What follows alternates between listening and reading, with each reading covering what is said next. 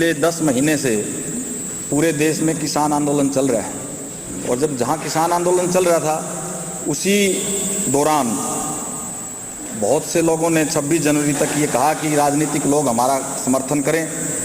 तो एक व्यक्ति जो पूरे हिंदुस्तान भर से कोई आया, वो अभय सिंह चौटाला जी आए, जिसकी वजह से ये आज एलनाबाद का उपचुनाव हुआ। इस बीच में काफ़ी उनके इस्तीफा देने के बीच में काफ़ी चीज़ें घटनाएं घटी।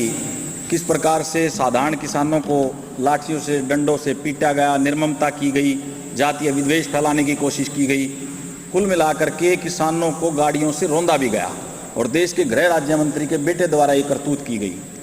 तो हमारा भी एक फ़र्ज़ बना, क्योंकि हमने जब चौधरी अभय सिंह चौटाला ने ये इस्तीफ़ा दिया था तो सरोखा पंचायत ने महम चौबीसी के ऐतिहासिक चबूतरे पे उनको किसान केसरी रत्न से सम्मानित किया था।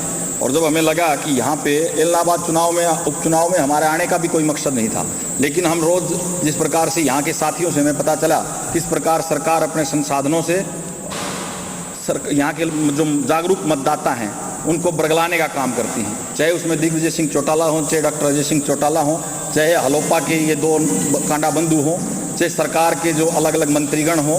मंत्री रहते हुए उन्होंने जातीय विद्वेष फैलाने की कोशिश की और लोगों को मूलभूत जो मुद्दे थे उनसे भटका करके ये तड़ीपार है, ये फलाना है, इसमें अहंकार है, ये 2 बजे उठता है, ये 9 बजे सोता है, इस प्रकार के किसी प्रकार से लोग जो अपने जो मुख्य मुद्दे हैं उनको भूल करके इनकी बातों में आ जाएं। और हमें लगा कि सरकार अपने संसाधनों से और पैसे से किसी प्रकार से भ्रमित करने का प्रयास एलनाबाद की जनता को कर रही है। तो हमने ये बीड़ा उठाया कि आप लोगों के माध्यम से एलनाबाद के हर जागरूक साथी को हम अपना एक संदेश, अपनी एक अपील हाथ जोड़कर करने आए हैं कि साथियों, एलनाबाद का जो उपचुनाव है, अगर ये कोई चूक रहेगी, बात जीत और हार की नहीं है। अगर भारतीय जनता पार्टी, जजपा और हलोपा का ये जो गठबंधन है, जो स्वार्थ का गठबंधन है, अगर ये अपनी जमानत भी बचा गया तो कहीं ना कहीं ये जस्टिफाई करने लग जाएंगे देश में, ये कहेंगे जो कृषि कानून हैं वो हमने सही लागू किए थे, क्योंकि एलनाबाद की जनता ने उस उपचुनाव में अपनी इस बात की तस्दीक कर दी।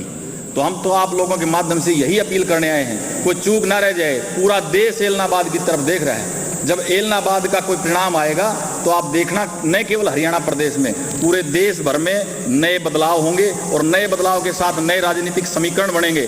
और नए राजनीतिक समीकरण जहां बनेंगे तो हमारे को ये लगता है कि जितने भी दूसरे विपक्ष के लोग हैं जिनसे हमारी बात होती है, हमारी ये कृषि कानून रद्द किए जाएंगे, एमएसपी की गारंटी मिलेगी। और जो किसान पिछले 10 महीने से 800 शहादतें दे करके अपने बुजुर्ग, हमारे 90 साल के बुजुर्ग तक वहाँ बैठे हैं, 800 शहादतें दे करके वहाँ पे बेचारे दुखी हो रहे हैं, वो अपने घर को पूरे सम्मान के साथ लौटेंगे।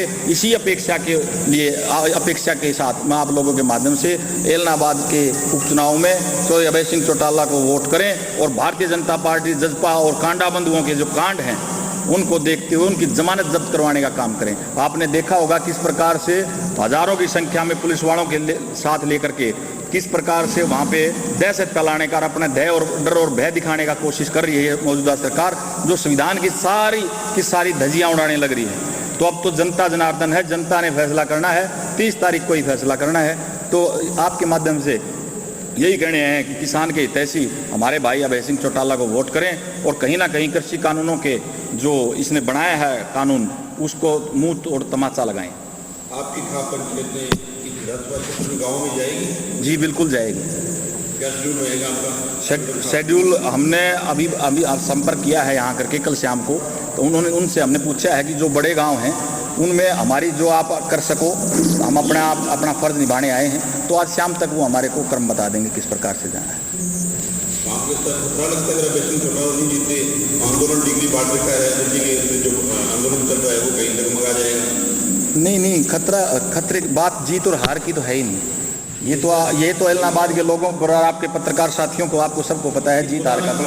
हाँ, जब भाजपा जीत जाती है तो आपको खतरा महसूस हो रहा है कि जो टिकरी बॉर्डर पे आंदोलन मंगा जाएगा? न केवल टिकरी बॉर्डर पे, बल्कि देश में ही नहीं, पूरी दुनिया में जो एनआरआईज बैठे हैं सबके एक धक्का लगेगा कि एलनाबाद के लोगों ने अपना फर्ज नहीं निभाया, सूझबूझ का परिचय नहीं दिया।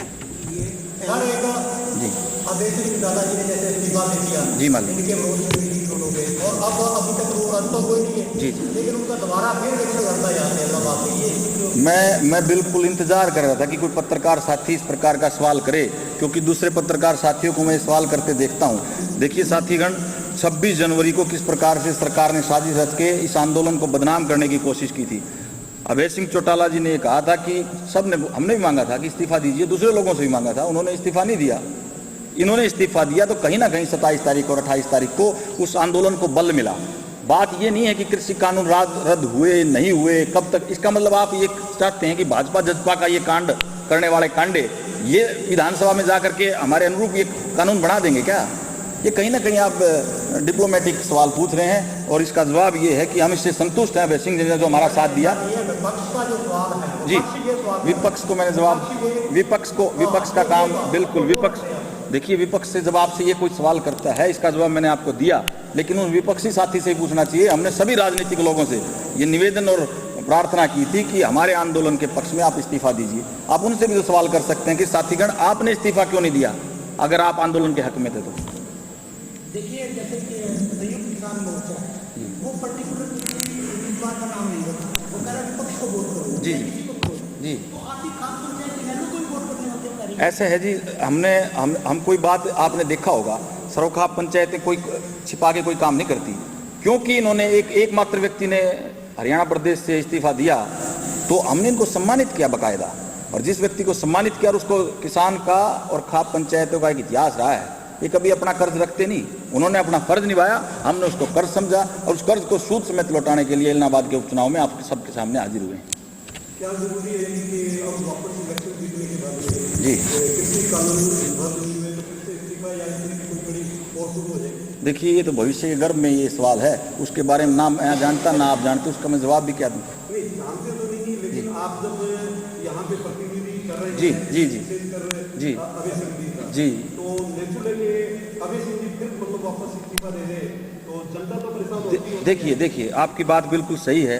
आपने अगर मेरी शुरू की 2, 4, 5 मिनट आपने संबोधन सुना होगा तो मैंने ये कहा था, जब ये यहाँ के नतीजे हमारे अनुरूप, किसान के अनुरूप आएंगे तो केवल हरियाणा प्रदेश में नहीं पूरे देश में एक बयार बहेगी, बदलाव की बहार।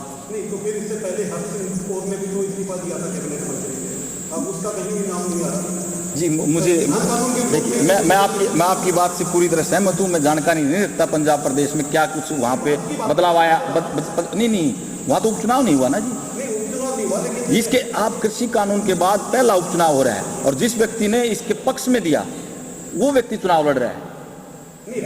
तो नहीं, हरसिमरत जी ने उनकी तरफ से हरसिमरत को कोई सोच दिया ही नहीं गया। किसकी तरफ से?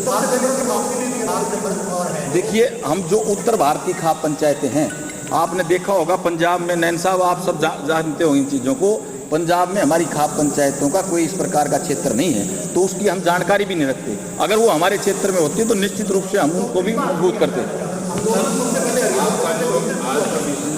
जी, सरोखाप पंचायतों की मीटिंग इलाहाबाद में हुई है या इससे पहले कहीं और की मीटिंग? नहीं, इससे पहले हमारी एक बार रोहतक हुई है, एक बार सोलंकी साहब के पास दिल्ली हुई है।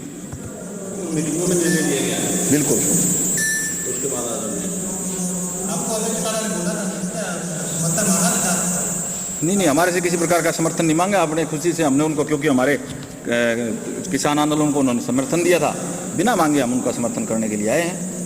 लेकिन कांग्रेस पार्टी में किसान की राजनीति कर रही है, वो भी किसानों के हक में कांग्रेस पार्टी अगर राजनीति कर रही है तो किसी की 31 जो लोग थे, जो अब विपक्ष के नेता भी हैं, जो भूपेंद्र सिंह हुड्डा जी, तो उनको भी इस्तीफा दे देना चाहिए था। हम उनका भी साथ देते हैं ऐसे ही।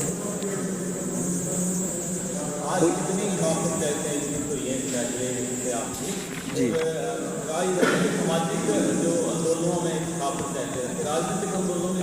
मैं आप जी शायद क्या नाम है साहब आपका? प्रदीप जी। मैं महम चौबीसी सरोखाप पंचायत का प्रधान हूँ और कंडेला खाप और महम चौबीसी सरोखाप पंचायत का राजनीतिक अपना एक पूरा इतिहास रहा है। जब राजनीतिक पार्टियों ने अपना किसी प्रकार से अपना फर्ज नहीं निभाया तो महम चौबीसी सरोखाप पंचायत ने अपने उम्मीदवार उतारे हैं और उनकी जीत निश्चित की।